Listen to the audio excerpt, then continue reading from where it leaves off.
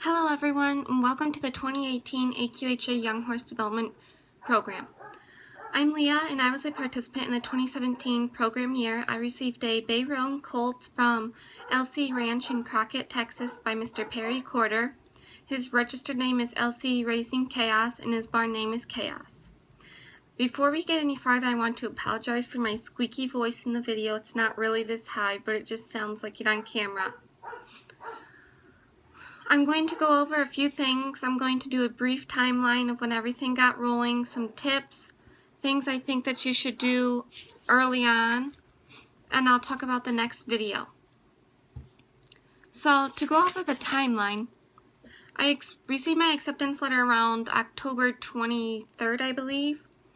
And then the first email about the program was around November 11th, just saying welcome to the program and telling us some important deadlines and when we'll need to have our yearlings in place, in our possession, Here's a note, I do want to get this out there. If you received a colt for the program and are not 18 years old, he will need to be gelded in order to show.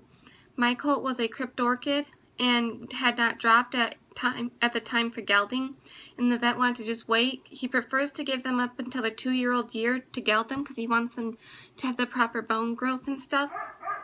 I don't know the AQHA rules that well for showing, as I'm fairly new to AQHA. So when we got to the show date, I had told them over Messenger and stuff that he was a stud and that this was for a youth program and I was 17. When we got there, they wouldn't let him show.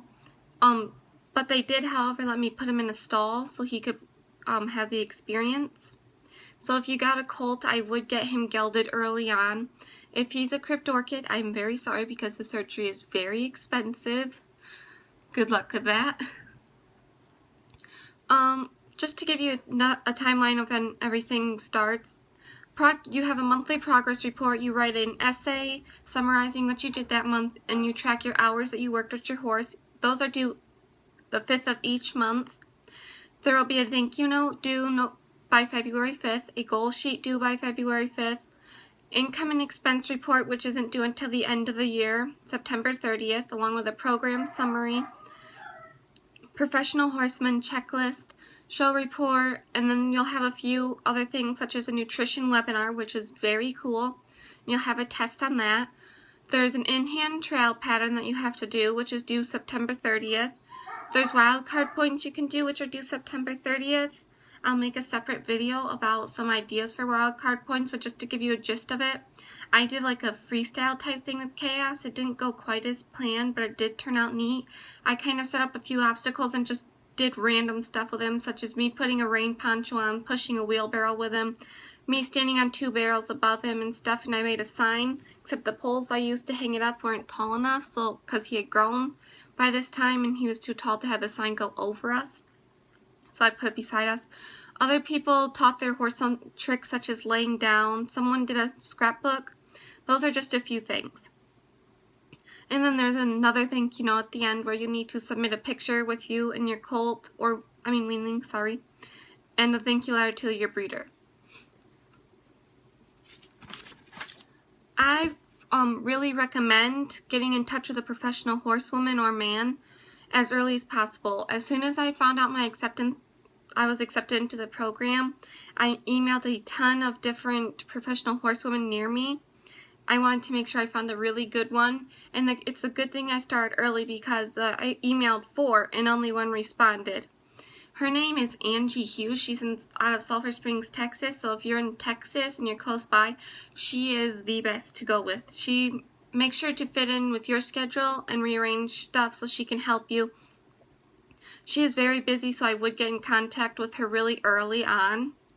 She does host a ton of clinics, and if you have been to any of her clinics, she works with Richard Shrake. At the end of the program, she actually gave me this book as a gift, and it's so helpful. I really recommend Angie. She is from Beginners to Winners Horsemanship. I would try to work with them a few times throughout the year. I only met with her once, but I think it would have been a lot more beneficial if I had met with her multiple times, kind of like a coaching, I guess. Some other things, that I really would take into consideration is if you haven't picked up your weanling yet, get your breeder a thank you gift. I cannot stress this enough. The day I went to pick up Kayos, my mom had made crock-pot lasagna, and then we made a gift basket with a ton of like medical things that you use around the ranch, such as today, tomorrow, vet wrap, dewormers, vitamin B, and things like that. And then I made him a handmade card with my Cricut machine.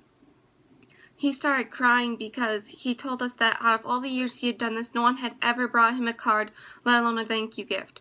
The way I look at it, you're receiving a free weanling, and some of these weanlings can cost up to 10 grand. Why is it so hard to send them a thank you gift? So, if you haven't picked yours up, I really recommend preparing a thank you gift, even just a card. If you don't have the extra money or you just don't know what to get, a card will do.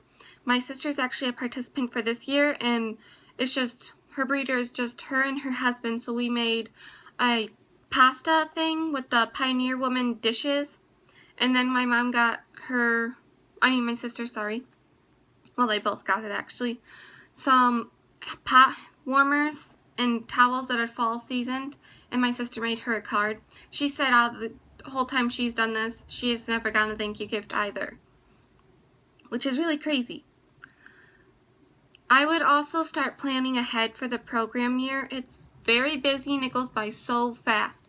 Try to attend as many shows as possible. Get your horse in for their vaccines and coggins as early as possible. Make a checklist of everything that you need to do, such as coggins, vaccines, deworming, shows. Mark it all on the calendar. And track your expenses right as soon as that weanling's in your possession. Track your expenses. It's so hard to try and remember if you bought something and then the certain day and price. I tracked my gas expenses to go and get Kayos because it cost almost $200 to take our truck and trailer down to get him, and he was only 2 hours away. And I know some of you are traveling across country to get yours, so I would definitely track your costs for feed, gas money, and if you had to rent a trailer or something, put that in. Another thing, if you receive gifts throughout the program, you can count those as income. I received an invite to a free clinic hosted by my professional horsewoman, which was close to $400 value. I got some tack and some books from people as well, so make sure you're tracking those as income. A few tips I have, just enjoy it. It goes by so fast. Don't get so stressed. The results are actually just released a few days ago, and I was really bummed because I didn't even make it in the top 10. But after calming down and accepting the fact, I set up a meeting with AQHA to see where I missed. So, I'm going to tell you what I missed on, so maybe it'll help you. I apparently did too many photos for my bathing report, because you're only supposed to have 30. And then they did not like my technique, which I'm still not sure what they mean by that, but that's what they didn't like. Somehow I missed a few points on my trailering video, which they did, JC, the one I talked to, didn't know what I missed there because they didn't leave any notes. The trail pattern, I cannot stress this enough. As soon as you get it, practice it every single day, multiple times a day. Kayos and I practiced so much on that. We just struggled, and by the time it was time, we were down to like the last 2 days before we could submit our video. And I just had to go with what we had because we had what I'm calling square bale maneuver. He was supposed to back around 3 square bales, and I just could not get him going well. So I lost points there. But I did, however, receive extra points for the wild card, and was told that my wild card points were the best. Make sure you're doing a really good job with your progress reports. I always put a quote at the end of mine and shared a few pictures of Kayos aside from what's required, and I was told that my progress reports were the best as well. I'm going to be making a few more videos. The next I'm going to make is one that's just for thanking your breeder. I'm going to go through some ideas, why you should thank them, if you don't know what to get them, what you can do, and things like that. And then I'm going to make a few more videos after that, so you can just watch my Facebook page, and I'll be posting updates as to when the videos will be.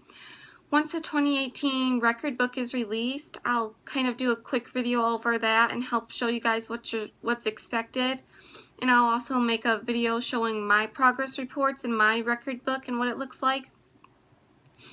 In the description below, I'll be posting a link to my Facebook page, Instagram, the AQHA Youth website with the results.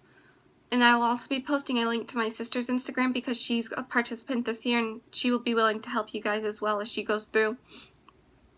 Feel free to send me questions. I'm here to help. Thank you and good luck.